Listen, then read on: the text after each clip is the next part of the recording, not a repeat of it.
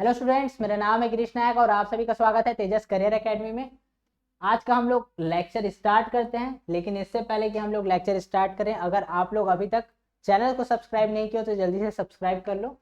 और हम लोग स्टार्ट करते हैं। पहला क्वेश्चन क्या है? भारतीय संविधान में मूल कर्तव्यों को शामिल करने का विचार किस देश के संविधान से लिया गया है? मूल कर्तव्य क्या होते हैं? हमारे पास ना कुल 11 मूल कर्तव्य हैं। 11 मूल कर्तव्य हमारे पास कहाँ है? संविधान के भाग 4 क में 4A में ये दिया गया है। ये हमारा भाग 4A, ठीक है, भाग 4A में दिया हुआ है।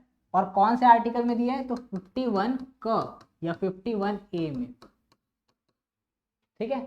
यहाँ पर मूल कर्तव्य दिए गए हैं। अब मूल कर्तव्य दिए गए हैं यहाँ पर, तो इसका मतलब क्या होता है? एक होता है हमारे पास फंडामेंटल राइट, एक होता है हमारे पास फंडामेंटल ड्यूटी। राइट क्या होता है? अधिकार जो हमको प्राप्त है। और ड्यूटी क्या होता है? वो काम जो हम लोग को करना है, ठीक है, ये काम हमको करना है। लेकिन ऐसा होता है ना, जैसे हम लोग को जीवन में तो बहुत कुछ करना रहता है, लेकिन कर पाते हैं क्या? नहीं कर पाते हैं, लेकिन फिर भी कोशिश करते हैं कि हो जाए, ठीक है, कोशिश करते हैं। तो यहाँ पर अब कोशिश करने वालों की भले हार नहीं होती, लेकिन कभी कभी आदमी हार जाता है। बहुत बार हारेगा तब जाके जीतता है। तो जो सफलता है वो एक बार में हासिल नहीं होती। वैसी ड्यूटी कभी कभी अधूरा रह जाता है, लेकिन हम लोग को कोशिश करना है कि ड्यूटी हम लोग पूरा करें। और ये इतना बड़ा ड्यूटी नहीं दिया गया है कि आपको क्या बोलते हैं मिसाइल चलाना सीखना है या फिर आपको आर्मी में जाना है। ऐसा बहुत सारा हमारे यहाँ टफ जो हमारे पास कर्तव्य नहीं दिए गए हैं। एकदम इजी कर्तव्य है और उनको पालन आपको करना है। और फंडामेंटल राइट्स तो हमको दिए ही गए हैं। किसके द्वारा? संविधान द्वारा दिया गया। और कौन उसको लागू करता है? हमारा कौन लागू करवाता है? मतलब जो हमारा न्यायपालिका जो है ना, ये इसको लागू करवाता है, ठीक है। तो अब देखो, तो ये हुआ हमारा मूल कर्तव्य, फंडामेंटल ड्यूटी। टोटल कितना है? 11। और ये मूल संविधान में नहीं था। कौन से आर्टिकल में है? आर्टिकल अगर देखते हैं तो हम लोग कौन से आर्टिकल में? 51 क। और अगर भाग में देखते हैं तो 4 क में, ठीक है, ये उपस्थित है हमारे संविधान में। इसको लिए कहां से? पूर्व सोवियत संघ से। और पहले नहीं था हमारे पास, ठीक है, पहले नहीं था, हम लोग बाद में लिए हैं। तो मूल संविधान में इसका कोई उल्लेख नहीं था। आगे बढ़ते हैं। निम्न में से कौन सी एक समिति ने नागरिकों को मूल कर्तव्य को 1976 में सम्मिलित करने की अनुशंसा की? अब देखो क्या हुआ। जब देखे हम लोग, मतलब हम लोग देखे क्या, मतलब गवर्नमेंट देखी, देखिए इंदिरा गांधी की सरकार थी उस टाइम। तो वहां पर देखी, ठीक है, आपको अधिकार दे रहे हैं, ठीक है, लेकिन आपको वहां पर कुछ चीजों का पालन करना पड़ेगा। जैसे जो हमारे मतलब जो हमारे आज़ादी के लिए आंदोलन में जो हमारा मतलब हमारा नेतृत्व किए हैं, उनको हम लोग को सम्मान देना है। अब कुछ लोग क्या हो रहा था उस टाइम, सम्मान नहीं दे रहे थे। फलाना आदमी ने ये किया, फलाना आदमी के कारण हम लोग ऐसा समझ, मतलब हम लोग ये सब यातनाएं झेल रहे हैं, इस टाइप्स की बातें करने लगे।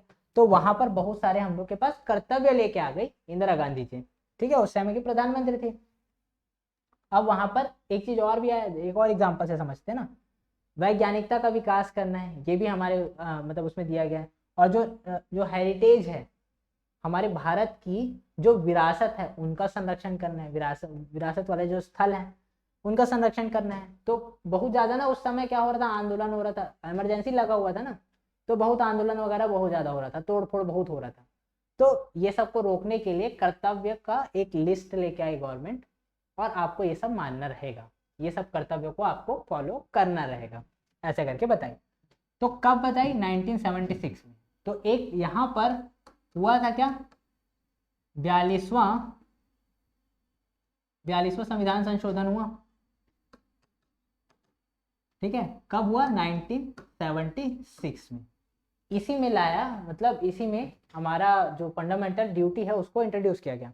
तो कोई भी चीज़ अगर आता है ना, संविधान में चेंजेस अगर आ रहा है या फिर कोई भी नया कानून आ रहा है, तो उसके लिए एक समिति का गठन किया जाता है कि पर्टिकुलर इस क्षेत्र में हमको काम करना है। तो उस क्षेत्र के लिए एक तो कमेटी बना देंगे, उसके बाद फिर वो लोग जो भी बताएंगे उसके हिसाब से हम लोग काम करेंगे।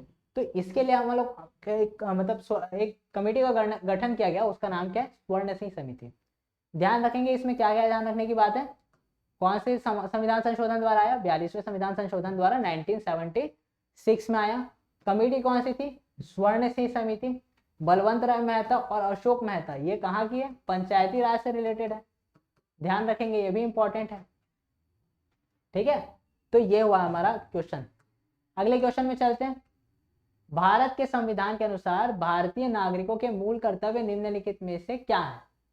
कर्तव्य क्या क्या है? देखो हम लोग के पास बहुत सारे कर्तव्य हैं, पूरे कर्तव्य का वहां पर लिस्ट अगले लेक्चर में हम लोग लेके आएंगे, बट आज वाले में हम लोग सिर्फ इतना ही देख लेते हैं कि इनमें से कौन कौन सा मूल कर्तव्य है, ऐसा बोल रहे हैं ना। राष्ट्रगान और राष्ट्रध्वज का सम्मान, ये तो है। वैज्ञानिक प्रवृत्ति का विकास, मतलब हम लोग को तार्किकता वगैरह ये सब का विकास करना है, तो ये भी हमारे कर्तव्य में शामिल है। ठीक है।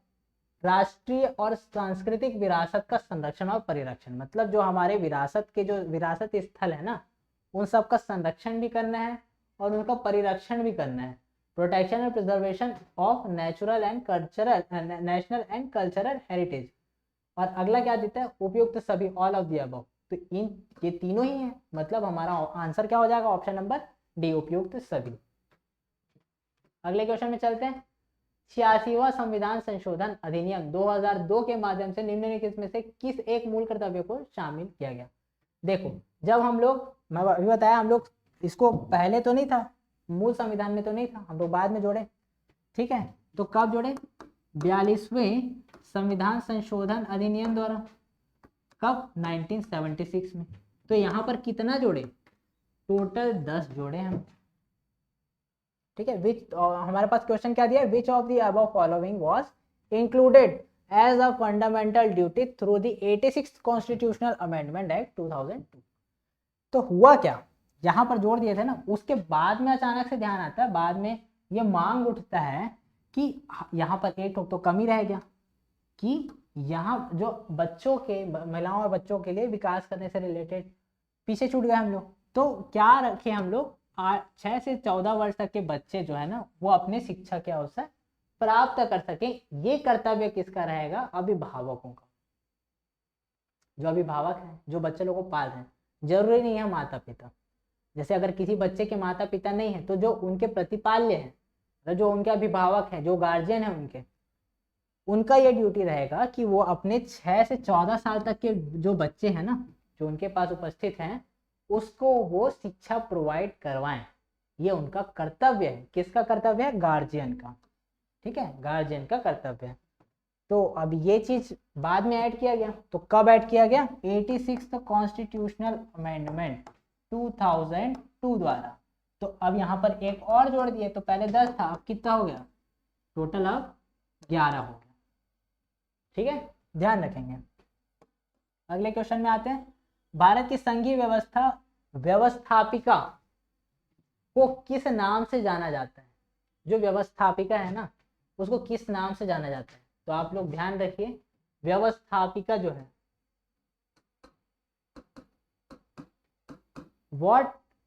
by what name is the Federal Legislature of India known? तो उसको क्या बोलते हैं हम लोग? ये व्यवस्थापिका को क्या बोलते हैं? संसद, पार्लियामेंट। और इसके अंग कौन कौन से? देखो इसका अंग भी पूछते हैं ना, संसद के अंग कौन कौन है इसके अंग? तो हम लोग अक्सर क्या करते हैं? लोकसभा, राज्यसभा, इसी से मिलके बनता है संसद। बस यही लगा देते हैं आंसर। ये गड़बड़ी है, यहाँ पर एक जन की कमी है। किसकी कमी है? राष्ट्रपति। अब राष्ट्रपति की कमी क्यों है? क्योंकि लोकसभा या फिर राज्यसभा, दोनों में से एक जगह कोई विधेयक पेश किया जाएगा और उसमें फिर क्या करेंगे हम लोग? ये लोग डिबेट करेंगे कि हाँ ये क्या सही है, क्या गलत, कुछ चेंजेस करना है, नहीं करना है, जैसा का तैसा ठीक है। यहाँ से पास हो गया, वहां से पास हो गया। तो जो कानून है ना, वो ऐसा नहीं बनता। यहाँ से भी पास होना चाहिए, यहाँ से भी पास होना चाहिए, उसके बाद राष्ट्रपति जब साइन करेगा ना, उसके बाद वो एक्ट बनता है। और जब तक पास नहीं हुआ है ना, जब तक राष्ट्रपति का सिग्नेचर नहीं हुआ ना, तब तक वो एक बिल है, एक विधेयक। ठीक है, तो इन तीनों से मिलकर बनेगा संसद। और संसद क्या है? भारत की व्यवस्थापिका, लेजिस्लेचर बॉडी। ठीक है, तो प्रेसिडेंट को कभी नहीं भूलेंगे। अगला क्वेश्चन है, संसद का स्थायी सदन। तो देखो हमारे संसद में ना 2 सदन है, दो सदन है, एक है लोकसभा और एक है राज्यसभा, दो सदन है। लोकसभा में क्या होता है, चुनाव होता है। चुनाव जो होता है ना वो लोकसभा का ही होता है, जनता चुनती है, यहाँ पर से जनता के प्रतिनिधि जाते हैं। और यहाँ पर से क्या रहते हैं, जो राज्यों के प्रतिनिधि रहते हैं ना वो राज्यसभा में जाते हैं। ठीक है, यहाँ क्या रहेंगे, राज्यों के प्रतिनिधि, और यहाँ पर किसका रहेगा, जनता का, जनता के प्रतिनिधि रहेंगे।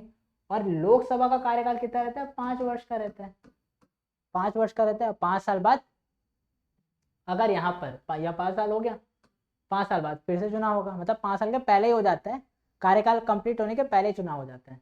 तो टोटल कार्यकाल कितना रहता है, 5 वर्ष का। उससे पहले भी सरकार को हटाया जा सकता है, वो प्रोसेस देखेंगे हम लोग आगे, और देखना बहुत कुछ देखना है अभी। ठीक है, तो 5 साल का इसका कार्यकाल रहता है। लेकिन राज्यसभा में जो सदस्य रहते हैं ना उनका कोई कार्यकाल, उनका कार्यकाल 6 वर्ष का रहता है, उनका कार्यकाल रहता है 6 वर्ष का। बट ये कभी भी डिसॉल्व नहीं होता, ये डिसॉल्व हो जाता है, 5 साल बाद डिसॉल्व हो जाएगा, 5 साल बाद खत्म हो जाएगा। लेकिन राज्यसभा कभी खत्म नहीं होता, 6 साल का इसका कार्यकाल रहता है। और हर दूसरे साल में, मतलब हर साल कितना होता है, 1/3 सदस्य जो रहते हैं वो अपना मतलब उनका जब 1/3 सदस्य जिनका 6 वर्ष कंप्लीट हो चुका है ना, उनको रेस्ट दे देते हैं। ठीक है, रेस्ट इन पीस नहीं देते हैं भाई, रेस्ट देते हैं ना, वो आ जाते हैं वापस। ठीक है, और उतने ही सदस्य फिर से चुन के जाते हैं। जैसे मान लेते हैं 2 जनवरी 2022 को 1/3 सदस्य का वो हो गया, मतलब उनका कार्यकाल खत्म हो गया, 6 वर्ष कंप्लीट हो गए। तो उसके मतलब इस तारीख के पहले चुनाव कर लिया जाएगा कि राज्यसभा में कौन कौन जाने वाला है।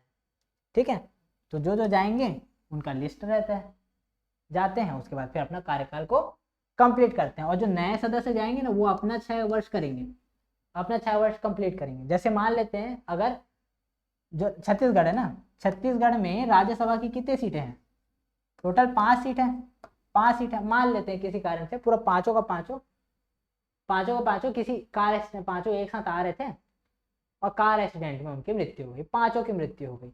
और 5 में से क्या हुआ था, पांचों का अगर कार्यकाल हम लोग देख लेते हैं ऐसे ना, एक आदमी था, उसका कार्यकाल 1 वर्ष का बचा था, एक का 2 वर्ष का बचा था, इसका भी 2 वर्ष का बचा था, इसका 3 वर्ष का, इसका भी 1 वर्ष का बचा था। इतना कार्यकाल वो लोग का बचा हुआ था। तो जो नए आएंगे ना वो इनका कंप्लीट नहीं करेंगे, ये लोग अपना 6 वर्ष कंप्लीट करेंगे। इस बात का ध्यान रखेंगे आप लोग। ये लोग का बचा हुआ कार्यकाल को कंप्लीट करने नहीं आते हैं, ये लोग नया कार्यकाल कंप्लीट करने आते हैं। नया कार्यकाल ये लोग का स्टार्ट होगा, एक का 6 वर्ष, वो जब कंप्लीट हो जाएगा तब ये लोग सेवानिवृत्त होंगे। तो यहाँ पर स्थायी सदन कौन सा होता है, राज्यसभा, ध्यान रखेंगे। लोकसभा का 12वां चुनाव होता रहता है। अगला आते हैं हम लोग, साधारण विधेयक से संबंधित गतिरोध को दूर करने के लिए संसद के दोनों सदनों की बैठक कौन बुलाता है। देखो, बैठक बुलाता है राष्ट्रपति। मान लेते हैं कोई ऐसा एक्ट है जिसको पेश किए ना, विधेयक पेश किए लोकसभा में, अब लोकसभा में गया, वहां से पास हो गया, लोकसभा के बाद कहाँ जाएगा, राज्यसभा में। अब राज्यसभा वाले बोलते हैं ये तो सही नहीं है, ये बिल्कुल गलत है, यहाँ पर पास नहीं होना चाहिए, तो ये लोग पास नहीं किए। लेकिन अब वो विधेयक ऐसा था कि बहुत जरूरी था, जिसको पास होना बहुत जरूरी है, कितना भी विरोध हो वो पास होना जरूरी है, राष्ट्रीय हित में उसकी आवश्यकता है। तो बैठा कौन है यहाँ ऊपर में, प्रेसिडेंट बैठे हुए हैं, वो बोलते हैं कि अरे यार तुम लोग गड़बड़ी मत करो, ऐसे करते हैं, मिल बांट के बैठते हैं, उसके बाद फिर देखते हैं। तो क्या करता है, ये संयुक्त अधिवेशन बुलाता है जिसमें लोकसभा के भी सदस्य रहते हैं और राज्यसभा के भी सदस्य रहते हैं, दोनों एक साथ आके बैठते हैं और दोनों एक साथ फिर स्टार्ट करते हैं। यहाँ पर मतलब वहाँ फिर से वहाँ पर विधेयक पेश किया जाता है, पास किया जाता है। और यहाँ पर क्या होता है, उपस्थित और मतदान करने वालों के बहुमत से निर्णय लिया जाता है, उपस्थित और मतदान करने वालों के बहुमत से, ध्यान रखेंगे। अब यहाँ पर अध्यक्षता भी होगा, बुलाया कौन, राष्ट्रपति, बुलाने का काम राष्ट्रपति का, लेकिन अध्यक्षता करने का काम किसका रहेगा, जो लोकसभा का अध्यक्ष रहेगा ना वही अध्यक्षता करेगा इसका। ठीक है, तो ये हुआ हमारा जो हमारा संयुक्त अधिवेशन है ना उसके बारे में। अब अगला आते हैं हम लोग, स्वतंत्र भारत के संसदीय इतिहास में अभी तक कितनी बार संयुक्त बैठक बुलाई गई है। तो ये क्वेश्चन बनने लायक है क्योंकि वो तो बहुत बार बन चुका है कि संयुक्त अधिवेशन में क्या होता है, कैसे पारित होता है, अध्यक्षता कौन करता है, ये सब बहुत पुराना हो गया। जो नया है वो क्या है, कितने बार हुआ है अभी तक कितने बार बुलाया गया, तो ध्यान रखेंगे टोटल अभी तक 3 बार बुलाया गया संयुक्त अधिवेशन। अगला आते हैं, संसद के संयुक्त बैठक को कौन संबोधित करते हैं। देखो वही बताया मैं, संबोधित करने का काम किसी का है, अध्यक्षता करने का काम किसी का है।